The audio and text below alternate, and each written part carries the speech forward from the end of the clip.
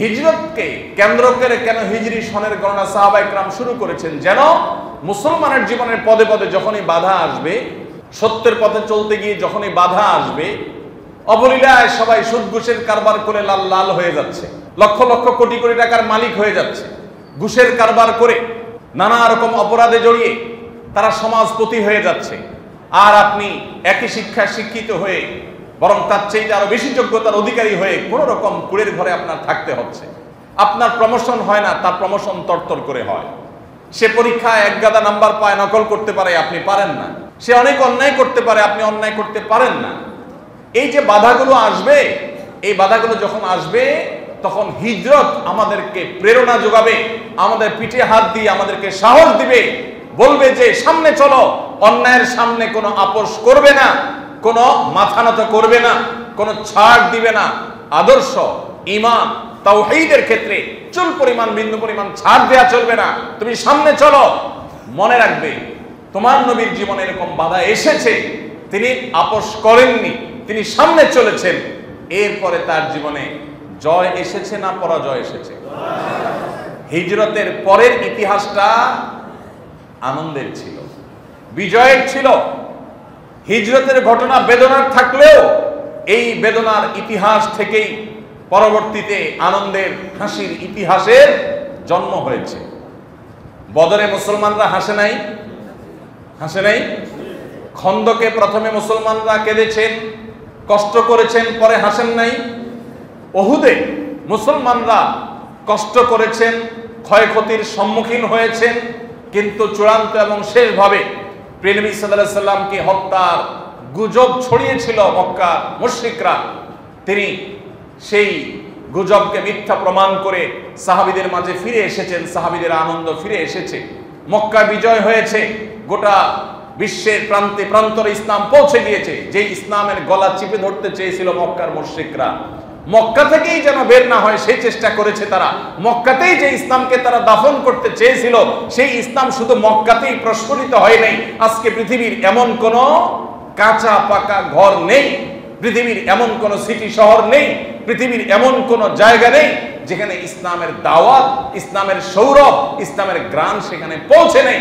যে ইসলামকে গলা চিপে হত্যা করতে চেয়েছিল মক্কার মুশরিকরা মক্কাতে, সেই ইসলাম গোটা পৃথিবীতে ছড়িয়ে পড়েছে না পড়ে নেই?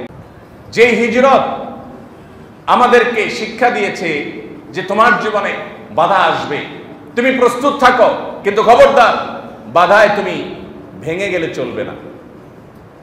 মুসলমান ভেঙে পড়বে না, মুসলমানকে শক্ত থাকতে হবে। তোমার আদর্শের ক্ষেত্রে কোনো ছাড় দিবে না। অনেক ভাই ব্রাদার আছেন আমাদের, বলে ভাই ধর্মকর্ম করার আগে এত বিপদ দেখি নেই, এখন যখন ধর্মকর্ম শুরু করছি, নামাজ কালাম শুরু করছি, এখন দেখি একটার পর একটা বিপদ, ব্যবসা বাণিজ্যের অবস্থা খারাপ, বন্ধু বান্ধব সব পর হয়ে যাচ্ছে, যেখানে যাই শুধু বাধা। আমি বলি যে এটাই হলো আল্লাহ রাব্বুল আলামিনের কাছে আসার লক্ষণ। আল্লাহর কাছে যখন মানুষ আসে তখন আল্লাহ তাআলা তার পরীক্ষা করেন। আর যেগুলো আগে থেকে দূরে, out of syllabus, out of class, তার কোনো পরীক্ষা নেই। ভাইরা আমার, কেন সাহাবায়ে কেরাম হিজরতের মতো অনাকাঙ্ক্ষিত ঘটনা থেকে হিজরতের সনগণনা, হিজরি সনগণনা শুরু করেছে? কারণ হিজরত আমাদের প্রেরণা। হিজরত আমাদের কি ভাই? প্রেরণা। হিজরত আমাদেরকে শিক্ষা দেয় যে হক যেখানেই কাজ করবে, তুমি একাও যদি হকের কথা বলো, তোমার সামনে বাতিল আসবেই। আমরা ফজর নামাজের সময় যখন মুয়াজ্জিন আজান দেয়, অ্যালার্ম দিয়ে শুই, আমরা ফজর নামাজে উঠার সময় আমাদের খুব আরাম লাগে না কষ্ট লাগে? কথা বলেন। ফজর নামাজে ঘুম ছেড়ে, আরামের ঘুম ছেড়ে উঠে মসজিদে যেয়ে নামাজ পড়তে আরাম লাগে না কষ্ট লাগে? সবার কষ্ট লাগে। আচ্ছা, কারণ কি? এমন কোন পাপ দেখাইতে পারবেন যে পাপ করতে মানুষের কষ্ট লাগে? সাধারণত যে কোনো পাপ করতে মানুষের কি লাগে? মজা লাগে, ঠিক না বেঠিক? আর যে কোনো ভালো কাজ করতে মানুষের কষ্ট লাগে না খারাপ লাগে? সাধারণত সাধারণত খারাপ লাগে, মন চায় না। এই যে যেখানেই হক আছে সেখানে কি আছে? বাতিল আছে। যেখানে আপনি ভালো পথে চলতে চাইবেন সেখানে বাধা আছে। এই বাধাটা কে দেয়? শয়তান দেয়, ইবলিস দেয়, যাকে আমরা দেখি না কিন্তু সে আছে।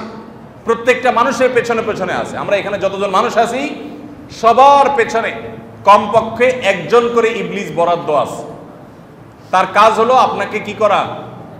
জাহান্নামে নেওয়া, ধোঁকা দেওয়া, প্রতারিত করা। এই জন্য পদে পদে আল্লাহ তাআলা শয়তান থেকে আমাদের পানা চাওয়া দোয়া শিক্ষা দিয়েছে। ভাইরা আমার, তাহলে হিজরত আমাদেরকে শিখায় যে তোমার জীবনে সত্য এবং ন্যায়ের পথে চলতে গেলে, ভালো পথে চলতে গেলে বাধা আসবে। মনে চাইবে না, নামাজ পড়তে ইচ্ছা করবে না, কিন্তু তোমাকে পড়তে হবে। তোমার খারাপ দিকে যেতে মন চাইবে কিন্তু যাইবে না তুমি, বাধা আসবে, কিন্তু বাধা তোমাকে ডিঙ্গাতে হবে, ওভারকাম করতে হবে। তাহলে কি হবে?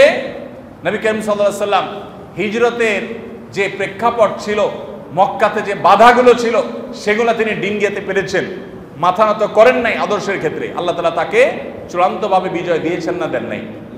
এজন্য ভাই, হিজরত আমাদের প্রথম যে শিক্ষাটা দিয়েছে সেটা হলো যে হক এবং বাতিলের দ্বন্দ্ব চিরন্তন।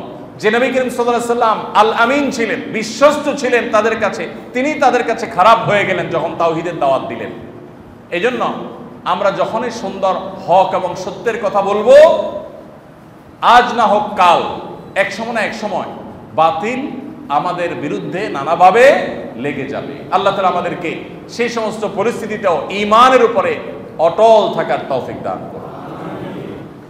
ভাইরা আমার, হিজরত দ্বিতীয় যে বিষয়টি আমাদেরকে শেখায় সেটা হলো জীবনে কখনো ঈমানদার ডিপ্রেশনে পড়ে নিরাশ হয়ে যাবে না। ঈমানদারের জীবনে কোনো ডিপ্রেশন মানায় না, ঈমানদারকে ডিপ্রেশন সাজে না। কিভাবে সাজবে বলেন তো?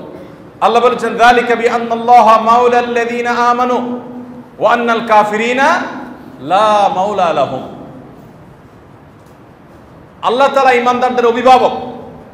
ঈমানদারদের কিছু হলে ঈমানদাররা আল্লাহর কাছে সাহায্য চায়, আল্লাহর কাছে কেউ কোনো জুলুম করলে নালিশ করে, নিজের কোনো ভুল হলে ক্ষমা চায়, আল্লাহর কাছে চাওয়া যায়। ঈমানদারের সেই সুযোগ আছে। আল্লাহ বলেছেন, যালিকা বিআন্নাল্লাহা মাওলাল লাযীনা আমানু। আল্লাহ রাব্বুল আলামিন ঈমানদারদের অভিভাবক। ঈমানদারদের চাওয়ার বলার একটা জায়গা আছে। ওয়া আন্নাল কাফিরিনা লা মাওলা লাহুম। আর কাফিরদের কোনো অভিভাবক নাই। এক প্রসিদ্ধ নাস্তিক, যিনি একসময় নাস্তিক ছিলেন, পরবর্তীতে ইসলামে ফিরে এসেছেন, মুসলমানের সন্তান, মাঝে নাস্তিক হয়ে গেছেন, পরে ইসলামে ফিরে এসেছেন। তাকে যখন প্রশ্ন করা হলো, আমার পরিচিত এক ভাই, খুব কাছের একজন, তাকে যখন প্রশ্ন করলেন যে ভাই আপনি নাস্তিক ছিলেন, বুঝে শুনেই তো নাস্তিক হয়েছেন, আবার মুসলমান হয়েছেন, কারণ কি? তখন তিনি বললেন যে ভাই, আমি যখন নাস্তিক হয়েছি তখন আমার প্রথম মনে হয়েছে আমি সকল গণ্ডির ঊর্ধ্বে উঠে গেছি, আমি স্বাধীন হয়ে গেছি, কি আল্লাহর হুকুম মানতে হবে, আল্লাহর কথা বাইরে চলা যাবে না, বাইন্ডিংসের মধ্যে ছিলাম। নাস্তিক হওয়ার পর মনে হলো যে আমি রিল্যাক্স, সব মন মতো করতে পারতেছি।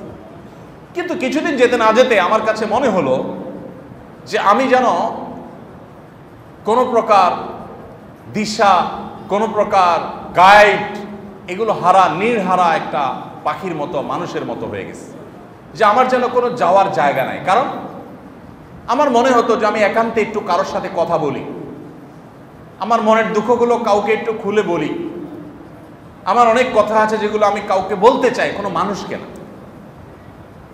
মানুষের বাইরে কাউকে একটু জানাতে চাই। কিন্তু আমি নাস্তিক্যবাদের পথে যাওয়ার পর সেটা আর খুঁজে পেলাম না। আমার কাছে মনে হলো যে কিছু একটার অভাব আমার জীবনে আছে। মুসলমানদের যেটা নাই, যে সে যখন কোনো বিপদে পড়ে ভোর রাতে উঠে তাহাজ্জুদের নামাজ পড়ে, সুন্দর করে ওযু করে তাহাজ্জুদ উত্তম রূপে পড়ে, এরপর সে দুহাত তুলে চোখের পানি ছেড়ে দিয়ে বুক ভাসিয়ে সে আল্লাহর কাছে কায় মনোবাক্যে তার অভিযোগগুলো, তার চাওয়াগুলোকে সে নিবেদন করে, এতে সে যে হালকা বোধ করে, এটা সে যে মানসিক প্রশান্তি পায়, এটা তো আমার জীবনে নাই। আমার কাছে মনে হচ্ছিল এই অভাবটা আমার জীবনে অনেক বড় অভাব, আমি সেজন্য ইসলামে ফিরে এসেছি। এই জন্য দেখবেন গোটা পৃথিবীতে যারাই নাস্তিক তাদের মধ্যে ডিপ্রেশন সবচেয়ে বেশি, এবং পৃথিবীর যেই দেশগুলোতে নাস্তিকের পরিমাণ যত বেশি তাদের মধ্যে আত্মহত্যার হার তত বেশি। বিশ্ব স্বাস্থ্য সংস্থা প্রতি বছর সারা পৃথিবীতে আত্মহত্যা যে মানুষ করে এটার বিভিন্ন হার তারা বের করে। ধর্মীয় বিশ্বাসের ভিত্তিতে আত্মহত্যার যে হার আপনি যাচাই করে দেখতে পারেন, প্রায় প্রতি বছরই আত্মহত্যার হার এবং প্রবণতা সবচেয়ে বেশি থাকে হলো নাস্তিকদের মধ্যে, কারণ তাদের আসলে যাওয়ার কোনো জায়গা থাকে না। মানুষ মাত্রই জীবনে বিপদ থাকবে, পেরেশানি থাকবে, নিঃসঙ্গতা থাকবে, একাকিত্ব থাকবে, সে কারোর সাথে কথা বলতে চাইবে, কারোর সান্নিধ্য চাইবে, কারোর আশ্রয় চাইবে। এটা মানুষের স্বকীয়তার মধ্যে, স্বভাবের মধ্যে আল্লাহ দিয়ে দিয়েছেন। যখন সেটা পাবে না তখন সে ডিপ্রেসড হয়ে যাবে। ইমানদার কখনো ডিপ্রেশনে ভুগবে না। হিজরত আমাদেরকে সেই শিক্ষা দেয়। কিভাবে দেয়? নবী করিম সাল্লাল্লাহু আলাইহি ওয়াসাল্লামের হিজরতের কথা একটু আগে আমি বলছিলাম। হিজরত তিনি করেছেন, এটা কোনো সুখের ঘটনা না যে মাতৃভূমি ছেড়ে তাকে চলে যেতে হয়েছে, কিন্তু তিনি চলে গিয়েছেন আল্লাহর নির্দেশে। আল্লাহ বলেছেন ঠিক আছে চলে যান, চলে গিয়েছেন। তিনি তো পাল্টা আল্লাহকে প্রশ্ন করেন নাই, আল্লাহ আমি তোমার তাওহীদের পথে দাওয়াত দিয়েছি, তাহলে আমার কেন যাইতে হবে এখান থেকে? তুমি কি পারো না ফেরেশতা পাঠায়া এগুলার সবগুলার সাইজ করে ফেলতে, শিক্ষা দিয়ে দিতে? আমি তোমার পথে মানুষকে আহ্বান করেছি, তুমি আমাকে সাহায্য করা দরকার, সেটা না করে তুমি নির্দেশ করছো যাও মদিনা, পালায় যাও, আরেক দেশে চলে যাও, নিজের মাতৃভূমি ছেড়ে চলে যাও। এরকম কোনো প্রশ্ন তো নবী সাল্লাল্লাহু আলাইহি ওয়াসাল্লাম আল্লাহকে নাউজুবিল্লাহ করেন নাই। তিনি আল্লাহর ফয়সালা মেনে নিয়েছেন। বাহ্যিকভাবে মনে হচ্ছে যে মুসলমান পরাজিত হয়ে গেছে, মক্কা থেকে হিজরত করে করে সাহাবীরা পালিয়ে পালিয়ে মদিনায় চলে যেতে হয়েছে, মনে হচ্ছিল যে পরাজিত হয়েছে। আসলে কি পরাজয়? এটা হলো বিজয়ের সূচনা মাত্র। হিজরতের পর থেকে মুসলমানদের আর পিছে তাকাতে হয় নাই। মদিনায় তারা এসেছেন, মদিনাবাসী তাদেরকে বুক উন্মুক্ত করে তাদেরকে আগলে রেখেছেন, তাদের জন্য তাদের সম্পদের অর্ধেক অর্ধেক দিয়ে দিয়েছেন, ঘর বাড়িতে জায়গা দিয়ে দিয়েছেন, পরিবারের সদস্য করে নিয়েছেন, আপন করে নিয়েছেন। নবী সাল্লাল্লাহু আলাইহি সাল্লাম মদিনা রাষ্ট্র গঠন করেছেন। এরপর বদরের যুদ্ধে মুসলমানরা বিজয়ের হাসি হেসেছে।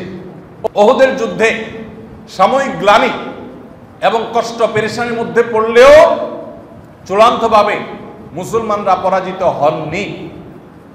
এরপর একের পর এক অভিযানগুলোতে মুসলমানরা সামনে এগিয়েছে এবং একসময় যখন হুদায়বিয়ার সন্ধি হয়েছে তখনও মনে হচ্ছিল যে মুসলমানরা বোধহয় কাফেরদের সব শর্তগুলো মেনে নিয়ে বোধহয় তারা পরাজয়ের গ্লানিতে আছে। সাহাবীদের অনেকের মন খারাপ ছিল, অথচ সেই হুদায়বিয়ার সন্ধি থেকে আরেক বিজয়ের সোপান, আরেক বিজয়ের সিঁড়ি খুঁজে পাওয়া গেল।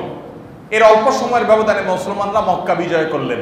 এমনভাবে বিজয় করলেন যে মক্কা থেকে তাদেরকে তাড়িয়ে দেওয়া হলো, যে মক্কা তাদের থাকতে দেওয়া হলো না, সেই মক্কা তারা শুধু বিজয় করলেনই না, অনেকটা রক্তপাতহীনভাবে, প্রায় রক্তপাতহীনভাবেই মক্কা বিজয় করেছেন এবং বীরের বেশে মক্কা প্রবেশ করেছেন, নিজের মাতৃভূমিকে স্বাধীন করেছেন। তাহলে ভাইরা আমার, হিজরত আমাদেরকে শিক্ষা দেয় ইন্না মাআল উসরে ইউসরা, ইন্না মাআল উসরে ইউসরা। নিশ্চয়ই কষ্টের পরে কি থাকে? কষ্টের পরে না। আল্লাহ কষ্টের পরে বলেন নাই, আল্লাহ বলেন নাই ইন্না বাদাল উসরে ইউসরা, আল্লাহ বলেন নাই। আল্লাহ বলেছেন ইন্না মাআল উসরে, নিশ্চয়ই কষ্টের সাথেই কি থাকে? সুখ থাকে। নিশ্চয়ই দুঃখের সাথেই কি থাকে? সুখ থাকে, সাথেই আছে, অ্যাটাচড। শুধুমাত্র দুঃখের সীমানাটা পার হতে না হতেই সুখের দেখা পাওয়া যাবে। এই জন্য ইমানদার যত কষ্টই থাকুক, ইমানদার অপেক্ষা করবে যে কষ্ট চিরকাল থাকবে না, এই কষ্ট চিরকাল অনন্তকাল প্রলম্বিত হবে না, হতে পারে না। অনেক ভাইরা আসেন, আয়েশা বলেন ভাই আমার জীবনে কষ্টের কোনো শেষ নাই, আমি জনম দুঃখী।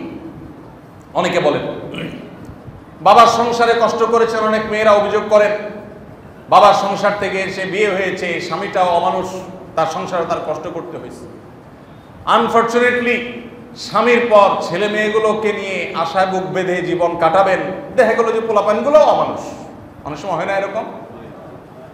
এরকম মা বোনরা অনেক সময় আসেন, আমি তাদেরকে বলি বোন আপনার এই কষ্টের কোনো শেষ আছে নাকি নাই?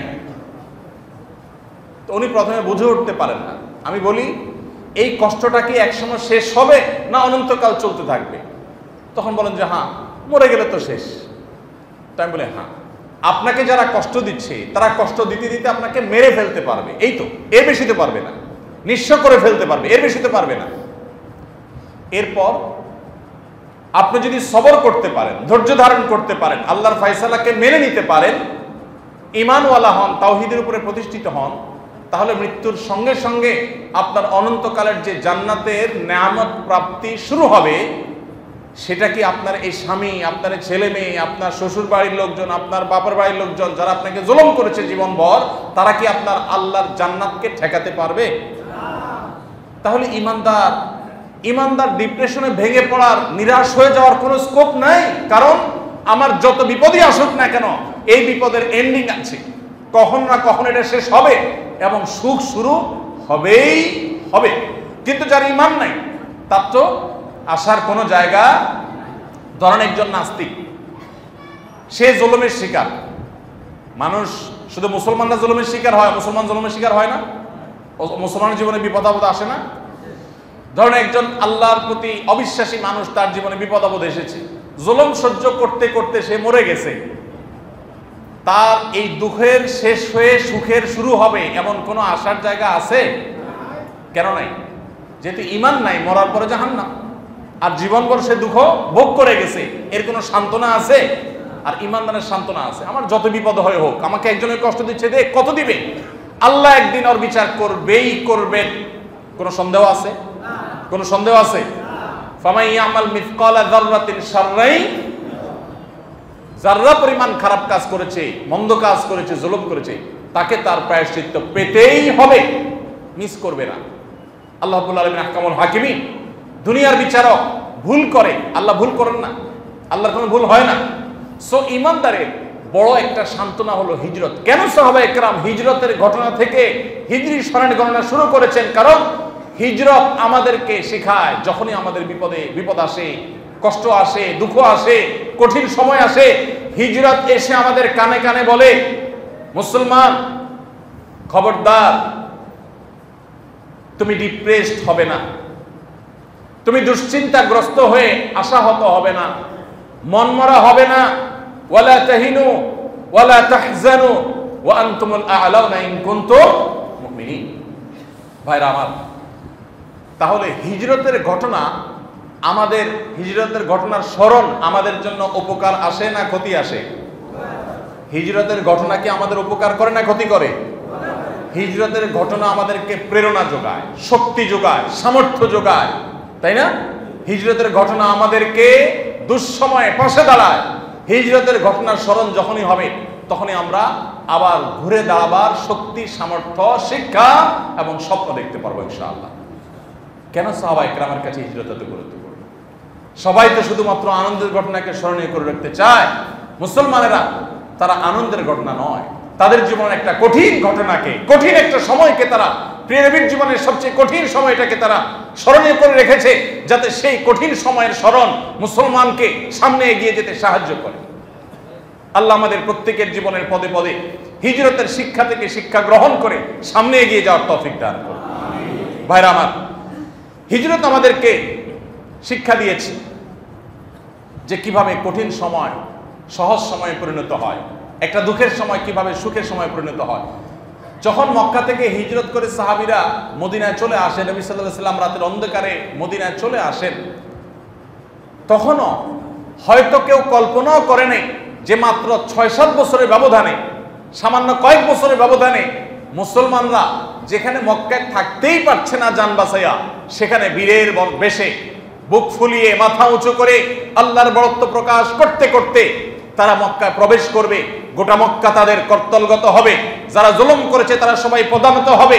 অস্ত্রের জোরে নয়, কোনো মানুষ হত্যা করে নয়, রক্তপাত করে নয়, একরকম নবী করিম সাল্লাল্লাহু আলাইহি সাল্লামের যে বিশাল বড় বহর নিয়ে মদিনা থেকে মক্কার পথে রওনা দিয়েছেন, এই বহরের কাছেই মক্কার সমস্ত মানুষ নতি স্বীকার করেছে। ন্যূনতম প্রতিরোধ করার মতো মানসিক শক্তি পর্যন্ত তাদের ছিল না। এইভাবে আল্লাহ তাদেরকে দুর্বল করে দিয়েছেন। তাহলে হিজরত মনে হতে পারে কঠিন সময় মুসলমানদের জন্য, কিন্তু এই কঠিন সময় মুসলমানদের জীবনে সহজ এবং ভালো সময়ের সূচনা করেছে, ভালো সময়ের জন্ম দিয়েছে। এর অল্প ব্যবধান পরে মুসলমানরা চিরকালের জন্য হাসি হেসেছেন, মক্কাকে কিয়ামত পর্যন্ত সময়ের জন্য বিজয় করেছেন এবং স্বাধীন করেছেন। নিজের সমস্ত কষ্টের গ্লানি তারা দূর করেছেন আল্লাহর অনুমতি সাপেক্ষে। আল্লাহ সে তৌফিক দিয়েছেন। অতএব জীবনে যখনই কঠিন সময় আসবে, হিজরতের এই শিক্ষাটা যেন আমাদের মনে পড়ে। স্মরণ থাকবে তো ইনশাআল্লাহ।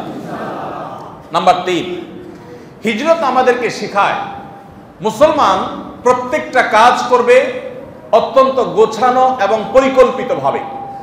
আমাদের প্রিয় নবী সাল্লাল্লাহু আলাইহি সাল্লামের হিজরত নিয়ে অনেক গবেষণা হয়, এখনো অনেক গবেষণা, অনেক স্টাডি হয়, অনেক রিসার্চ হয় যে প্রিয় নবী সাল্লাল্লাহু আলাইহি সাল্লাম কিভাবে হিজরত করেছেন। তার হিজরতে এরকম সুনিপুণ পরিকল্পনা ছিল, এত চমৎকার প্ল্যান মাফিক হিজরত করেছেন তিনি, যে সেটা রীতিমতো এখনো গবেষণার খোরাক।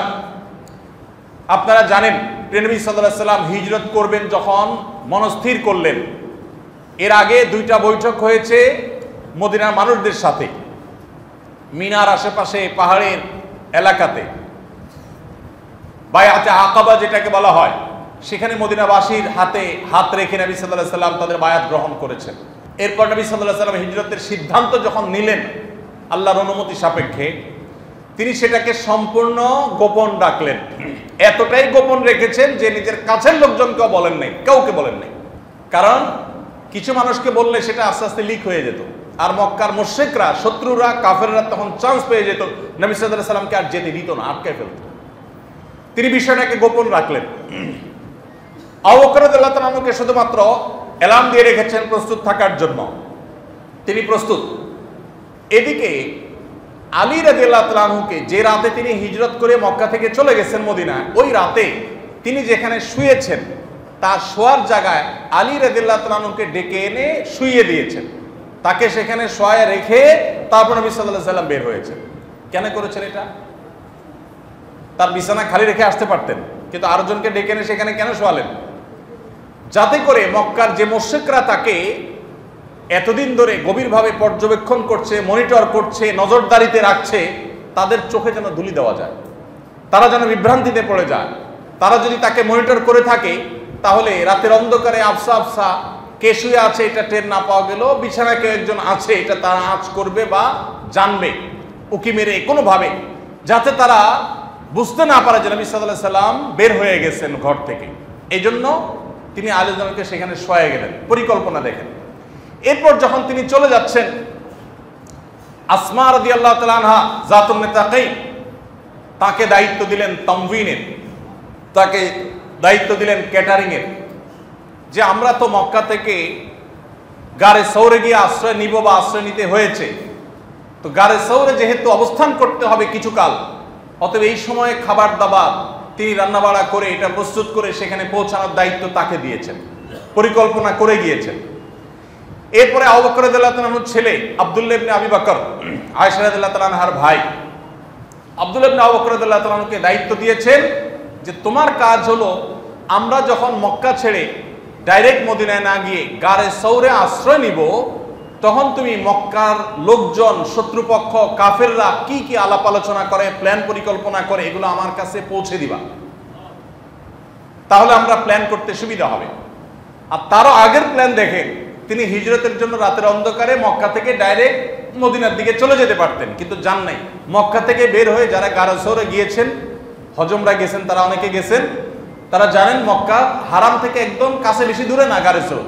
তো নবী সাল্লাল্লাহু আলাইহি সাল্লাম হারাম থেকে বের হয়ে, নিজের এলাকা থেকে বের হয়ে সামান্য কিছু দূর গিয়েই একটা গুহায় গিয়ে, পাহাড়ের চূড়ার একটা গুহায় গিয়ে আশ্রয় নিয়েছেন। সোজা যান নাই। কেন সোজা যান নাই? কারণ সোজা যেতে গেলেই মক্কার মুশরিকরা পিছনে ধাওয়া করে ধরে ফেলবে। এই জন্য তাদেরকে চোখে ধুলি দেওয়ার জন্য কিছু দূর গিয়ে গর্তে আশ্রয় নিয়েছেন। এবার তারা বিভ্রান্ত হয়ে যাচ্ছে, খুঁজে পাচ্ছে না। কয়েকদিন চলে যাওয়ার পর কোনো হদিস না পেয়ে তারা যখন আশা ছেড়ে দিয়েছে, তখন নবী সাল্লাল্লাহু আলাইহি সাল্লাম বের হয়ে মদিনা পথে রওনা দিয়েছে।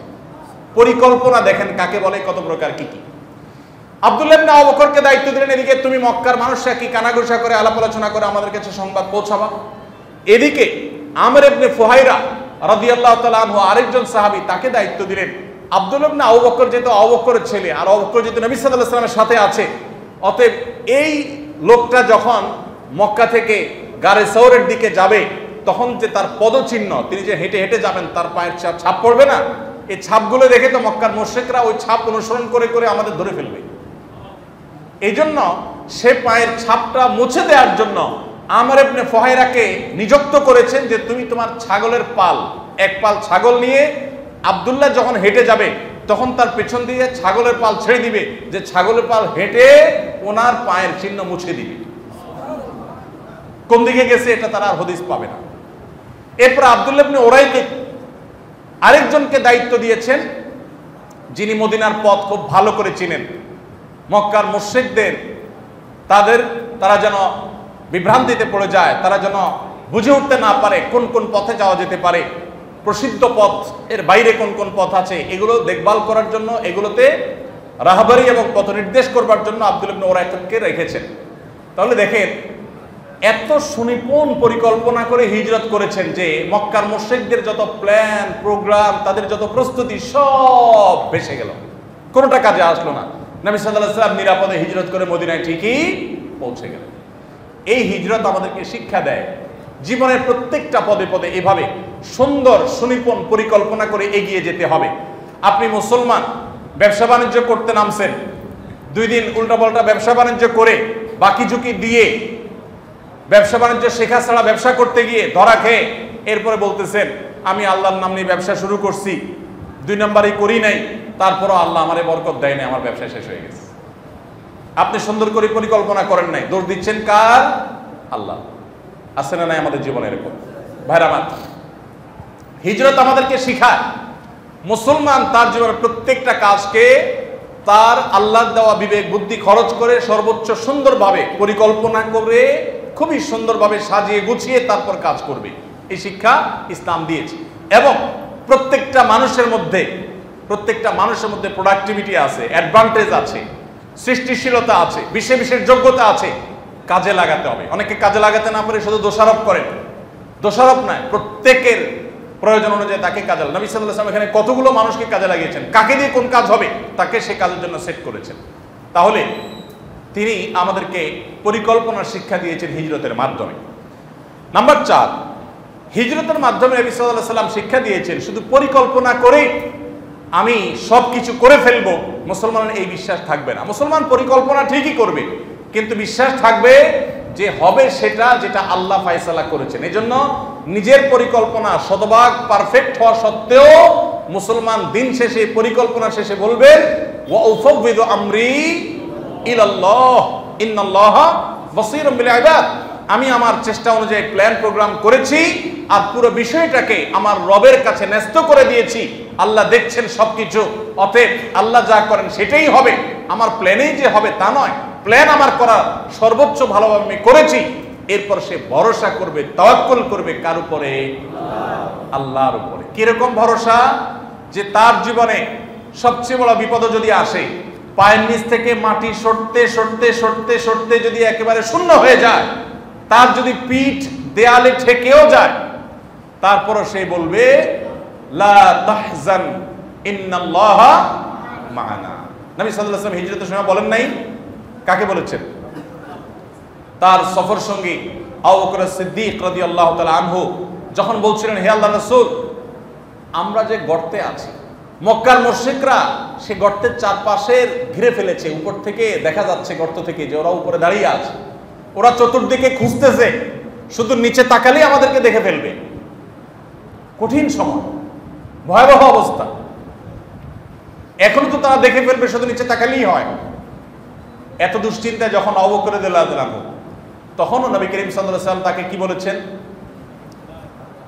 আবু বকর, আপনার কি ধারণা ওই 2 ব্যক্তি সম্পর্কে যাদের সঙ্গে তৃতীয় সত্তা হলেন আল্লাহ, তাদের সম্পর্কে আপনার কি মনে হয় যে আল্লাহ তাদেরকে শেষ করে, আল্লাহ যাদের সাথে আছেন তাদের ক্ষতি হয়ে যাবে, এটা আপনি চিন্তা করেন কিভাবে?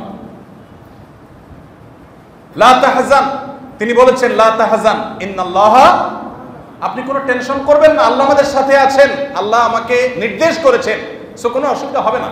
ঠিকই মক্কার মুশরিকরা সবই দেখেছে, গুহার দিকে তারা তাকায় নাই, আল্লাহ তাদেরকে তাকাতে দেন নাই। তাহলে বোঝা গেল ইমানদারের জীবনে সবচেয়ে কঠিন সময় বা সবচেয়ে ভালো পরিকল্পনা করার পরও তাকে তাওয়াক্কুল করতে হবে। কি করতে হবে ভাই? কারণ আল্লাহ কোরআনে বলেছেন ইন্নাল্লাহা ইউহিব্বুল মুতাওয়াক্কিলিন, আল্লাহ তাআলা কাকে ভালোবাসেন? তাওয়াক্কুলকারীদেরকে ভালোবাসেন। ভাইরা আমার, তাহলে আমরা হিজরত থেকে চতুর্থ শিক্ষা পেলাম তাওয়াক্কুলের শিক্ষা, আল্লাহর উপরে ভরসার শিক্ষা, নির্ভরতার শিক্ষা। তাহলে হিজরতের ঘটনা আমাদের জীবনের পদে পদে দরকার, তার শিক্ষাগুলো আমাদের জীবনে দরকার আছে না নাই? এই জন্য হিজরি সনকে হিজরতের সাথে সম্পৃক্ত করা হয়েছে। শুধু আনন্দের ঘটনা শুনে আমরা গর্বিত হতাম, আমরা উৎসব করতাম, ফুর্তি করতাম, আমরা বগলবাজি করতাম, তাতে লাভ হতো কি? আমাদের জীবনের কঠিন সময় থেকে শিক্ষা নেওয়ার জন্য হিজরত থেকে হিজরি সন শুরু হয়েছে। সর্বশেষ এবং 5 নম্বর শিক্ষা হলো আত্মত্যাগ। হিজরত আমাদের কি শিক্ষা দিয়েছে ভাই? আত্মত্যাগ শিক্ষা দিয়েছে। কিভাবে স্যাক্রিফাইস করতে হয়। আপনি হিজরতের আদ্যপান্ত যদি অ্যানালাইসিস করেন, স্টাডি করেন, আপনি দেখবেন ত্যাগ ছাড়া কিছু নেই। প্রিয় নবী সাল্লাল্লাহু আলাইহি সাল্লাম ত্যাগ করছেন, আবু বকর রাদিয়াল্লাহু আনহু ত্যাগ করেছেন, সাহাবায়ে কেরাম যারা হিজরত করেছেন একজন একজন করে সবাই কি করেছেন? ত্যাগ করেছেন। অতএব কোন মুসলমান আল্লাহর প্রিয় পাত্র হতে হলে, জান্নাতি হতে হলে তার ত্যাগ ছাড়া আল্লাহর প্রিয় পাত্র হওয়ার, জান্নাতি হওয়ার কোনো সুযোগ। এখন আপনি প্রশ্ন করতে পারেন, ভাই নবী করিম সাল্লাল্লাহু আলাইহি সাল্লাম নিজের মাতৃভূমি ত্যাগ করে মদিনায় এসেছেন, সাহাবায়ে কেরাম যারা হিজরত করেছেন সবাই মাতৃভূমি ত্যাগ করে মদিনায় এসেছেন, তাদের জীবনের ত্যাগ করেছেন, বাট আমরা কিভাবে ত্যাগ করব? তো এই প্রশ্নের উত্তর নবী সাল্লাল্লাহু আলাইহি সাল্লামের ভাষায় আমি দিতে চাই। বুখারী মুসলিম একযোগে বর্ণনা করেছে, নবী করিম সাল্লাল্লাহু আলাইহি সাল্লাম বলেছেন, ওয়াল মুহাজিরু মান হাজারা মা নাহাল্লাহু আনহু। আল্লাহর কাছে মুহাজির ওই ব্যক্তি, শুধুমাত্র মাতৃভূমি ত্যাগ করলেই মানুষ হিজরতকারী হয় না, তারা তো হিজরতকারী আছেনই, এর পাশাপাশি আল্লাহ যা নিষেধ করেছেন সে নিষিদ্ধ বস্তুকে যে ব্যক্তি ত্যাগ করে আল্লাহর খাতিরে, মাতৃভূমি ত্যাগ করতে যেরকম মানুষের কষ্ট লাগে, দুঃখ লাগে, মন চায় না, তারপরে তাকে ত্যাগ করতে হয়, ঠিক একইভাবে কোনো হারাম, কোনো অন্যায়, কোনো অপরাধ, কোনো খারাপ কাজ এটা ত্যাগ করতে মানুষ চায় না, কিন্তু আল্লাহর জন্য যদি সে ত্যাগ করে, সে যদি স্যাক্রিফাইস করে, সে যদি ছেড়ে দেয়, এই ব্যক্তি আল্লাহর খাতায় মুহাজির হবে ইনশাআল্লাহ। তাহলে আমাদের মুহাজির হওয়ার সুযোগ হারাম কাজ বর্জন করার মধ্য দিয়ে। আপনি সুদ ঘুষের কারবার করতে পারেন, সবাই করে লাল হচ্ছে, বাট আপনি করছেন না, ত্যাগ করছেন। এই যে স্যাক্রিফাইস করছেন, এটাই হলো আপনার হিজরত। এটাই হিজরত শব্দের অর্থই হলো ত্যাগ, এটাই হলো আপনার স্যাক্রিফাইস। মুসলমানের জীবনটাই হবে স্যাক্রিফাইসের, বিনিময় লাভ করবে অনন্ত অসীমকালের জান্নাতের। আর যারা মুসলমান না, তারা দুনিয়াতে ভোগ করবে, ভোগ করতে চাইবে, বাহ্যিকভাবে ভোগ করবে হয়তো, বাট মানসিক প্রশান্তি তাদের হবে না। দুশ্চিন্তা, ডিপ্রেশন, মনের কষ্ট নিয়ে তাদের জীবন তারা পার করে ফেলবে। গোটা পৃথিবীতে উন্নত দেশগুলোকে নিয়ে একটু ভাবেন, একটু দেখেন, একটু চোখ কান খোলেন। ফিনল্যান্ডের মতো দেশ, সুইজারল্যান্ডের মতো দেশ, পৃথিবীর যে দেশগুলোকে বলা হয় প্রতি বছর জরিপে তারা সবচেয়ে সুখী দেশ হিসাবে 1 নম্বর হয়, চ্যাম্পিয়ন হয়, সে দেশগুলোতে মানুষের সুখের অবস্থা দেখেন। সুখী দেশ বলা হয় বিভিন্ন ক্রাইটেরিয়া, তাদের পরিবেশ, অপরাধ প্রবণতা কম থাকা, তাদের শিক্ষা দীক্ষার ব্যবস্থা, তাদের ওখানকার এনভায়রনমেন্ট, প্রকৃতি, সব কিছু মিলিয়ে, আর্থিক অবস্থা, এগুলো মিলিয়ে তাদেরকে সুখী দেশ হিসাবে নিরূপণ করা হয়, নির্বাচন করা হয়। কিন্তু ব্যক্তিগত পর্যায়ে মানুষের মধ্যে ডিপ্রেশন, কষ্ট, মনোবেদনা এত বেশি যে আত্মহত্যা করবার জন্য রাষ্ট্র জনগণকে আইন করে অধিকার দিয়ে দিতে হয় যে কেউ মরতে চায় বা মরতে পারো, এত বেশি মানুষ নিজে নিজে মরতে চায়। ভাইরা আমার, মানসিক অশান্তির কারণে মানুষ মরতে চায়, বাঁচতে চায় না। অনেক টাকা পয়সা আছে কিন্তু শান্তিটা নাই। কিন্তু মুসলমান ত্যাগের মধ্যেও শান্তি পায়। আল্লাহর জন্য যারা ত্যাগ করে শান্তি পাওয়ার এই অভাবনীয়, অবর্ণনীয় স্বাদ এবং এই তৃপ্তি যাদের আস্বাদন করার তৌফিক হয় নাই, আমি বিনীতভাবে তাদেরকে অনুরোধ করতে চাই, আল্লাহর জন্য ত্যাগ করে দেখেন। জীবনে ভোগের আনন্দ তো বহু দেখেছেন, ত্যাগের আনন্দ দেখেন নাই। সাধারণত ত্যাগ করলে মনে হয় যে কষ্ট হবে, কিন্তু আল্লাহর জন্য স্যাক্রিফাইস করতে মানুষের কষ্ট হলেও স্যাক্রিফাইসের পরবর্তীতে অবর্ণনীয় এক তৃপ্তি অনুভব হয়, যেটা পৃথিবীর সমস্ত ভোগ একত্র করলেও তার সাথে তুলনাযোগ্য হয় না। এই জন্য ভাই, আল্লাহর জন্য সব অন্যায় বর্জন করবো তো ইনশাআল্লাহ। যে বন্ধু আমাকে মাদকের দিকে ডাকে, যে বন্ধু অন্য মেয়েকে টিজ করে, উত্ত্যক্ত করে, যে বন্ধু অন্য বন্ধুদের নিয়ে মাস্তানি করে, যে বন্ধু নামাজ পড়ে না, নামাজ পড়ার ব্যাপারে নিরুৎসাহিত করে, সে বন্ধু আমার বাল্য বন্ধু হতে পারে, অন্তরঙ্গা বন্ধু হতে পারে, সারা জীবনের বন্ধু হতে পারে, কিন্তু আমি তার সাথে সম্পর্ক ছিন্ন করব শুধুমাত্র কার জন্য? আল্লাহর জন্য। যে ওর সঙ্গ আমাকে আল্লাহ থেকে দূরে সরিয়ে দিচ্ছে, তার সঙ্গ আমাকে ভালো কাজ থেকে দূরে সরিয়ে দিচ্ছে, আর সেজন্য আমি আল্লাহকে খুশি করবার জন্য মন্দ সঙ্গীকে ত্যাগ করলাম। এই যে স্যাক্রিফাইস। হারাম সম্পর্কে জড়িয়ে গেছেন, হারাম রিলেশনে জড়িয়ে গেছেন, গোটা দেশ, গোটা পৃথিবীকে শয়তান এবং তার দোসররা ডিজাইন করছে যে তরুণরা সবাই হারাম রিলেশনে জড়িয়ে যাবে, বিবাহ উঠে যাবে, পারিবারিক বন্ধনকে তুলে দেওয়া হবে, পৃথিবী তার ধ্বংসের দিকে চলে যাবে। পৃথিবীর উন্নত দেশগুলো চলে যান। পরিবার কাকে বলে? আবার আস্তে আস্তে তারা ভুলতে বসেছে। পরিবার ব্যবস্থাপনা গরিবদের মধ্যে, বড়লোকদের মধ্যে পরিবার ব্যবস্থাপনা কম। বিদেশে যাওয়ার দরকার নাই, দেশে একটু চোখ খুলে তাকালে দেখবেন পয়সাকড়ি যত বেশি, সহায় সম্পদ যত বেশি, প্রভাব প্রতিপত্তি যত বেশি, পাওয়ার যত বেশি, সমাজপতি যত বেশি, দেখবেন দাম্পত্য কলহ তত বেশি, বিয়ে তত বেশি ভাঙে। আর যত গরিব দেখবেন যে বিবাহ তুলনামূলকভাবে তত মজবুত থাকে। মিলায় দেখবেন ভাইরা আমার। তো শয়তান এবং তার দোসররা গোটা পৃথিবীকে ডিজাইন করছে যে মানুষকে যেভাবেই হোক যৌন অপরাধে জড়িয়ে ফেলতে হবে, বিবাহের বাঁধ তুলে দিতে হবে। আপনি হারাম সম্পর্কে জড়িয়ে গেছেন, শয়তানের প্ররোচনা পরিচিত হয়ে এখন আপনার বোধোদয় হয়েছে যে আপনি হারামের পথে গিয়েছেন, আপনি ভালো কাজ করেন নাই। আপনি আল্লাহর জন্য স্যাক্রিফাইস করলেন, কাজ করে ফেললেন, দূরে সরে আসলেন। আপনি একটা অন্যায় কাজ করতে যাচ্ছেন, করতে পারেন চাইলে, কিন্তু আল্লাহর জন্য করলেন না, ফিরে আসলেন। ভাইরা আমার, এই কাজগুলো যদি করা যায় তাহলে সেক্ষেত্রে নবী করিম সাল্লাল্লাহু আলাইহি ওয়াসাল্লামের ভাষা অনুযায়ী হিজরত করে মানুষ যে মর্যাদা পায়, আল্লাহ রাব্বুল আলামিন আমরা এরকম আল্লাহর জন্য হারাম কাজগুলো যেগুলো করতে আমাদের অনেক লোভ হয় সেগুলো যদি ত্যাগ করতে পারি, আল্লাহ রাব্বুল আলামিন আমাদেরকে মুহাজিরের মর্যাদা দান করবেন ইনশাআল্লাহ। সবাইকে মুহাজিরের মর্যাদা চাইতো ইনশাআল্লাহ। আল্লাহ তাআলা আমাদের সবাইকে মুহাজিরদের মতো মর্যাদা অর্জন করার তৌফিক দান করুন। আস-সুন্নাহ ফাউন্ডেশন, উম্মার স্বার্থে সুন্নাহর সাথে।